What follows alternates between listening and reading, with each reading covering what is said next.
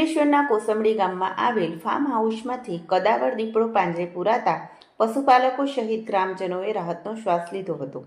અંકલેશ્વર પંથકમાં હાલ શેરડી કટિંગની સિઝન ચાલી રહી છે, ત્યારે દીપડા સહિતના વન્ય પ્રાણીઓ શિકારની શોધમાં ગ્રામ્ય વિસ્તારમાં આવી ઘરની બહાર બાંધેલ પશુઓનું મારણ કાઢતા હોય છે. એવામાં થોડા દિવસ પહેલા કોસંબડી ગામમાં પશુપાલકના ઘર પાસે બાંધેલ ભેંસના બચ્ચાને શિકાર બનાવી તેને ફાડી ખાધું હતું. જે ઘટના બાદ વન વિભાગ દ્વારા ગામની સીમમાં પાંજરા મૂકવામાં આવ્યા હતા. તે દરમિયાન કોસંબડી ગામમાં આવેલ ફાર્મ હાઉસ નજીક મૂકેલ પાંજરામાં મારણ કરવા આવેલ કદાવર દીપડો પાંજરે પુરાયો હતો. આ અંગેની જાણ ગ્રામજનોએ વન વિભાગને કરતા વન વિભાગની ટીમ દોડી આવી હતી અને પાંજરે પુરાયેલા દીપડાને નર્સરી ખાતે ખસેડી તેને સલામત સ્થળે છોડી મૂકવાની તજવીજ હાથ ધરી છે. ત્યારે કદાવર દીપડો પાંજરે પૂરતા ગ્રામજનોએ હાશકારો અનુભવ્યો હતો.